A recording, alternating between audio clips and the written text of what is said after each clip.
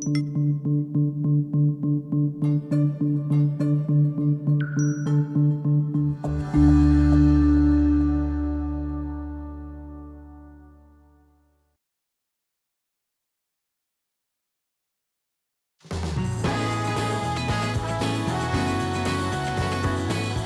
morning, ladies and gentlemen. My name is Frank Bowles, and I'm the host of Senior Care Solutions, where we endeavor to bring the most knowledgeable professionals in senior care in our area. And today we are truly fortunate to have an organization that everyone has heard of. They give us an incredible service to our seniors, and that is Meals on Wheels. And please introduce yourselves. Thank you so much, Frank. I am Zella Tyson. I am the Chief Executive Officer for Meals on Wheels, Collin County. And I'm Ebony Underwood. I'm the social worker supervisor. I'm Jamie Seibert. I'm the volunteer coordinator. You know, like I say, everyone has heard of your organization. And when I started doing some research, I was astounded at the community that you service, the number of meals that you have at. How many meals is your goal to serve this year? Well, this year our goal is to serve 290,000 meals annually, but we believe we have our own internal goal, which is 300,000. That is incredible. And these are our mothers and our fathers and our aunts, our uncles, our grandparents that this organization are having to support. And with that, how long has Meals on Wheels been around? Well, Meals on Wheels has been around for about 40 years. It started in 1976 by a wonderful group of individuals from churches and volunteers within Collin County. Again, that's an incredible amount of meals that you deliver on a daily basis. Where does all this food come from? Well, this food, we are funded on a couple of different sources, and 46% of our funding comes from government funding. The remaining comes from individual contributions. So the community comes and they will basically volunteer, and they'll also give their time, their talent, and their treasure. And it helps us to get those meals out to people that are homebound or either attending those senior centers. Now, we're talking about an incredible amount of food and deliveries. Where is this all prepared? We have a central kitchen located in McKinney. And this central kitchen has been there since the 40 years. It's been there for a long time. It used to be an old store. But the kitchen is centralized and it's the nucleus of our organization. And volunteers will come and help us prepare. But we also have staff. We have about 35 staff to help us run this operation. And those are full-time? We have about half full-time and half part-time. We have drivers, we have social workers, we have volunteer coordinators, we have senior staff out in the community with our congregate sites that serve our senior meals. Now, we know that you service seniors. Where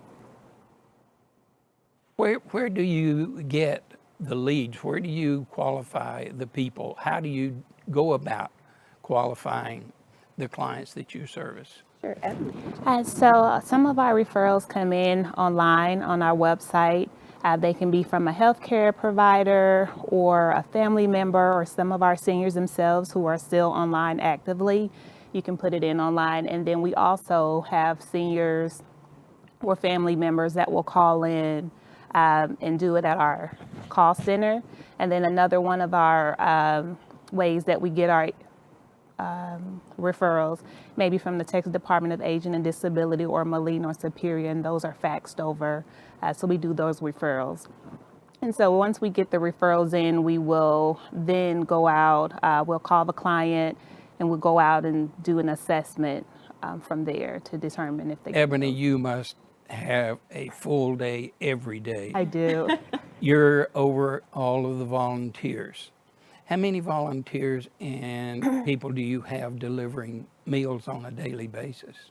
So I will let Jamie answer that one. Yeah, So we have currently, on average, about 75 routes that go out a day. And every one of those routes has a volunteer. And then we have additional volunteers in the kitchen that will help us sometimes in the warehouse, because we do have other programs along with Meals on Wheels. So generally, we easily have about 100 people volunteering a day.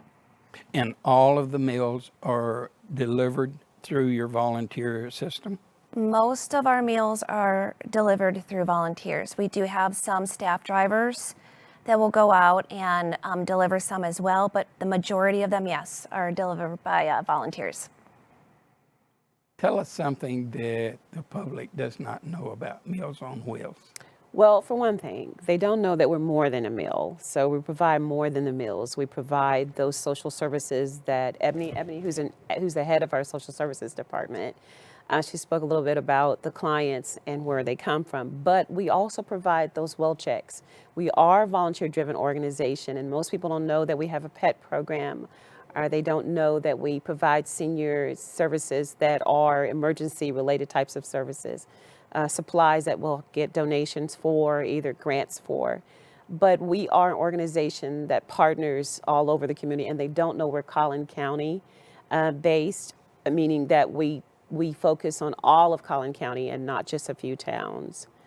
Now, is it specifically Collin County, or do you move outside of Collin County, like Dallas? Specifically Collin County. Okay. Those other regions also have Meals on Wheels too, as well, or some form. Well, I know this is a national organization, so you have individual sections for smaller, like Collin County and Dallas and Yes, those each Meals on Wheels is independent. They are independent, so we are also independent. Collin County is, but we do come together through conferences and meetings annually, and we do depend on each other for communication, advocacy. We do like to come together. You know, I read some of information about your organization. And it was kind of sad reading that a lot of your patients, clients, your volunteers may be the only outside face they see in a week. It must be very rewarding for your volunteers. Yeah, and I'm going to let Ebony talk a little bit about that, but what you're talking about, Frank, is isolation. Not only are we combating hunger, but we're also combating isolation. And that's one of the things that the community forgets about Meals on Wheels, that's what we do so very well. So let Ebony talk a little bit about that. And so when we go out to assess our clients, that's when we're able to see that either they're living alone, they don't have any family members, or they do live with family, but the family is at work all the time, so they're still there alone primarily. So to see that face or that interaction when they come in is the highlight of their day. It's not about the meal to them, it's about the interaction and that they know that somebody has come just to spend a few minutes with them to say, how are you? How's your day going? Is there anything I can do for you? So our clients really rave about just being able to see a volunteer every day. Wow, that has got to uplift a day. Yes. It really does.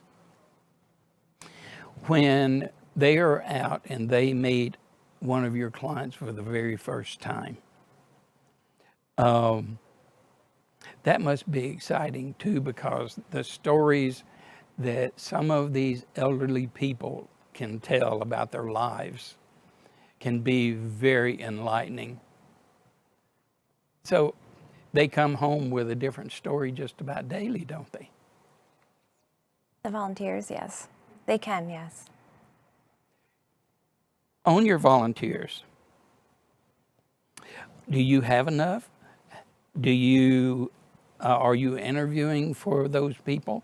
And what kind of background are you looking for that? Well, I'm going to let Jamie talk more in detail about that, but we are in need of volunteers, and right now, I believe we have almost 1,000 volunteers that we have, but we are also in need of more volunteers in specific areas. Our volunteers deliver those meals on a daily basis for us, and we are a volunteer-driven organization, so they are VIP when it comes down to Meals on Wheels. They are the face of Meals on Wheels, and they really are that mission. Jamie's going to give you a little bit more information, specifically how you can get involved and what it is that they do. Thank you. So yes, we are always in need of volunteers. We do have some areas that we are a little bit more in need of volunteers for in Collin County. Princeton would be one, Wiley would be another. But at any time and anywhere that they are in Collin County, we're always at a need. The process is very easy. We're just looking for someone who wants to give back to the community, has a big heart, a friendly smile, and they can go to our website. We have the application process on our website. And there's two ways to volunteer. You can volunteer in the kitchen, help prepare the meals, get the meals out for the day, and then we also have the opportunity to deliver those meals as well. We have what you call a corporate takeover. It's an interesting name, and it's because we engage businesses to come for the day. Don't do your retreats at other areas. Come to do it at a nonprofit and give back. So those businesses will come in and they will volunteer and take over that day and become involved in our organization. They deliver the meals and they come back again. They bring their families, they invest their time, their talent. Not only do they invest their time, but when it comes down to their talent, we need the talent of those individuals that are in those businesses, much like when you were in your construction business. Mm-hmm. Well, talking about organizations, you say you're backed mostly by government grants, but I know that you do like walks, that you do fundraising. Tell me a little bit about those. Yes, and one of the things, Frank, we don't want to depend on government grants, which we call soft funding, and it's very temperamental. Nonprofits want to be able to have sustainability and stabilized funding. We have grown over the last several years, and our funding has increased from public contributions. Our mail campaign is very important to us. We have about 14,000 donors that are committed to the organization. We have a golf tournament that we'll be having in May, and we are so excited because we have a great deal of participation, and it's about 140, 150 golfers throughout Collin County, located in McKinney. So if you want to play golf, it's a good time to come and play for a cause. We have an open house, an annual open house, but it's just to promote our outcomes. It shows the community that they are champions, and Senior Care Solutions is a major champion for us. Where are you having the golf tournament? The golf tournament is held in McKinney at Stonebridge Ranch, mm-hmm. and it will be, I believe, the first or second week in May. And it's, if you go online at www.molwcc.com, you will definitely see and be able to register if you'd like. Now, the organizations that you try to work with, how do you contact them? How do you get the word out that their help is needed? It's multi-pronged. So through our social media is very important to us. We have communication staff that will post. We also have partners in the community with collaborations through our hospitals. Word of mouth is a very important tool. Many of our seniors, like Ebony mentioned, they come from referrals from our hospitals, family members. It's a very credible, Meals on Wheels is a credible organization, so it's well known and been known for years. So because we're so transparent and accountable, we tend to do very well when getting the word out. And so some of the ways that we try to continue to do that is to do presentations with civic groups and to be on shows like this one, and to just share, to get as much information as possible out to the community. That is great. Yeah. But you're still needing more.